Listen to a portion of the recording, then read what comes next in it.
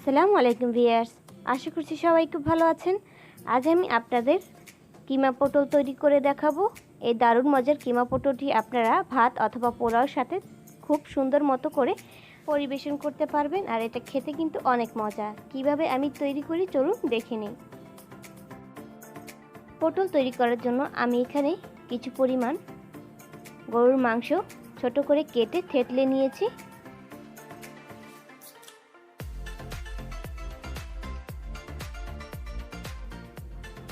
আর সাথে কিছু পরিমাণ পেঁয়াজ কুচি করে নিয়েছি, প্রায় হাফ কাপের মতো। আর এখানে 5টি পটল নিয়েছি। পটলগুলি দুই পাশ থেকে কেটে পরিষ্কার করে ধুয়ে নিয়েছি। আর দেখতে পাচ্ছেন এই মাঝখানে একটি করে চাকু অথবা বটির সাহায্যে আস্তে করে ফেলে নিতে হবে। আর ভিতরে যেই বিচিগুলো থাকবো প্রতিটা আস্তে আস্তে করে খুব সাবধানে বের করে নিতে হবে। দেখতে পাচ্ছেন ভিতরে কিন্তু সম্পূর্ণ খালি। এবার পুর তৈরি করার পালা। চুলাতে একটি প্যান বসিয়ে দিয়েছি। প্যানটা একটু গরম হলে এখানে পর্যাপ্ত পরিমাণ তেল দিয়ে দিচ্ছি। এবার সেই কেটে রাখা পেঁয়াজ কুচিগুলো দিয়ে দিলাম, আর সাথে সেই মাংসের কিমাগুলো দিয়ে দিচ্ছি।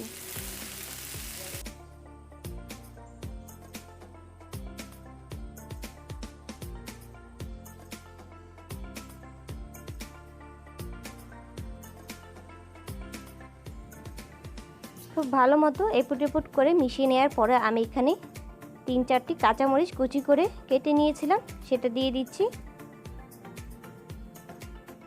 পেঁয়াজ কাঁচামরিচগুলো আর মাংসগুলো হালকা হালকা যখন সিদ্ধ হয়ে যাবে সেই পর্যায়ে আমি এখানে হলুদের গুঁড়ো দিয়ে দিচ্ছি 1 চা চামচ পরিমাণ, মরিচের গুঁড়ো হাফ চা চামচ পরিমাণ, ঝালটা আপনাদের টেস্ট মতো দেবেন। এবার হালকা করে মিশিয়ে অল্প একটু পানি দিয়ে দিচ্ছি, যাতে করে মশলাটার এক্সট্রা ঘ্রাণ চলে যায়, পেঁয়াজগুলো যাতে পুড়ে না যায়। পেঁয়াজগুলো কিন্তু আমি লাল করে ভাজিনি, হালকা সিদ্ধ করে নিয়েছি। এরপর আরও দিয়ে দিচ্ছি আমি হাফ চা চামচ ধনিয়া গুঁড়ো আর হাফ চা চামচ পরিমাণ জিরের গুঁড়ো, আদা এবং রসুন বাটা 1 চা চামচ পরিমাণ। মাংসের পরিমাণটা যতটা বেশি হবে এখানে মশলাটা কিন্তু ততটা বাড়িয়ে দিতে হবে। এবার অল্প করে আমি পানি দিয়ে হালকা কিছুক্ষণ কষিয়ে নিচ্ছি।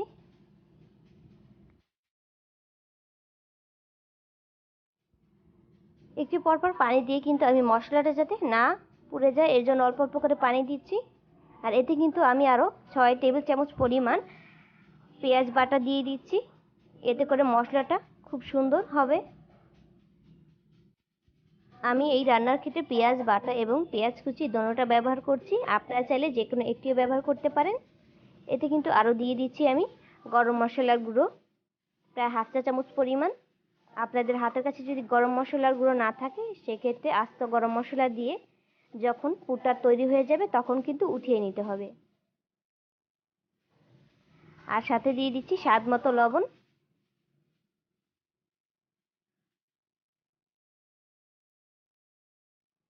সব উপকরণ কিন্তু আমার দেয়া হয়ে গিয়েছে। এবার জাস্ট আমি পানি দিয়ে এই মাংসগুলোকে খুব ভালো মতো সিদ্ধ করে নিচ্ছি। যতক্ষণ না পর্যন্ত সিদ্ধ হয় সে পর্যন্ত এভাবেই আমি পানি দিয়ে জাল করে খুব ভালো মতো সিদ্ধ করে নেব এবং একেবারে ভাজা ভাজা করে নেব। আমার প্রায় 25 মিনিটের মতো সময় লেগেছে। দেখতে পাচ্ছেন আমার এটা কিন্তু সম্পূর্ণ ভাজা হয়ে গিয়েছে। এবার এটাকে আমি নামিয়ে নিচ্ছি। মাংসের পুরগুলো আমি নামিয়ে নিয়েছি। এবার আপনাদের এটা ভরে দেখাচ্ছি।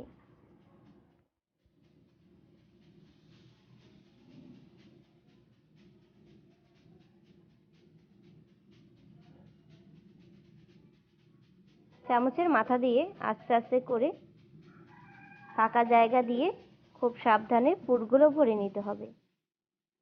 বেশি চাপ দিয়ে কিন্তু ভরতে যাবেন না, তাহলে কিন্তু পটলটা মাঝখান থেকে ভেঙে যাবে। এই কাজটি খুবই আস্তে আস্তে ধৈর্য সহকারে করতে হবে।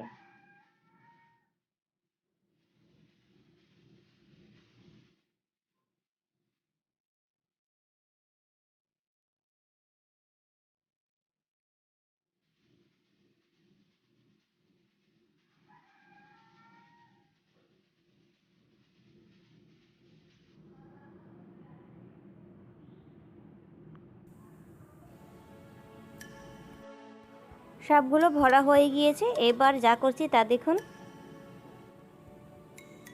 এখানে একটি সুতো নিয়ে নিয়েছি। এই সুতো দিয়ে খুব ভালো মতো এই মুখটাকে অফ করে দিতে হবে, আর না হলে কিন্তু ভাজা এবং রান্নার সময় কিন্তু এগুলো সবগুলো বের হয়ে যাবে।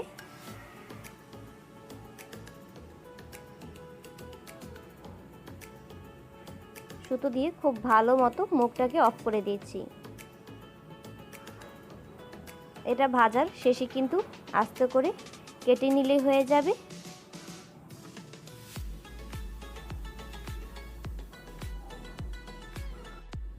এভাবে খুব শক্ত করে পটলগুলোকে আমি সুতো দিয়ে বেঁধে নিচ্ছি। বাকি যে পটলগুলো আছে সেই একই প্রসেসে সবগুলোকে আমি এভাবেই পুর ভরে তারপর সুতো দিয়ে চারপাশ থেকে মুখটা অফ করে দিচ্ছি। এই হচ্ছে আমার সবগুলো পটল তৈরি করা হয়ে গিয়েছে। পরে আমি আরও দুটি কেটে নিয়েছি, পুর বেশি হয়েছে তাই। ঠিক একইভাবে চুলোতে আরেকটি পাত্র বসিয়ে দিয়েছি এবং পর্যাপ্ত পরিমাণ তেল দিয়েছি। তেলটা হালকা গরম হলেই আমি এখানে কিমায় ভরে রাখা সেই পটলগুলো একটি একটি করে দিয়ে এপিট ওপিট করে ভেজে নিচ্ছি।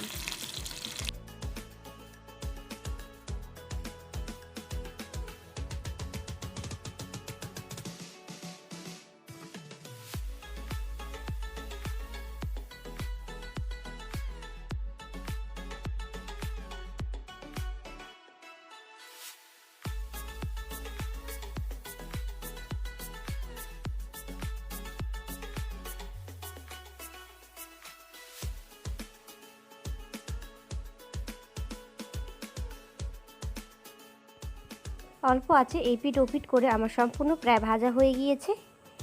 এবার একটি একটি করে আমি আপনাদের নামিয়ে তারপর পরিবেশন করে দেখাচ্ছি। এগুলো উঠিয়ে নেওয়ার পরে কিন্তু সুতো একটু পাশ থেকে টান দিলে কিন্তু সম্পূর্ণ ছুটে যাবে, আর না হলে কিন্তু ছুরি অথবা কেচি দিয়ে একটু কেটে নিলেই হবে। এই হচ্ছে আমার দারুণ মজার পটলের কিমা অথবা কিমা পটল, যেটা ভালো লাগে আপনারা সেটাই এটার নাম দিতে পারেন। এটা খেতে কিন্তু অসাধারণ মজা। বাসায় অবশ্যই একবার হলো ট্রাই করে দেখবেন।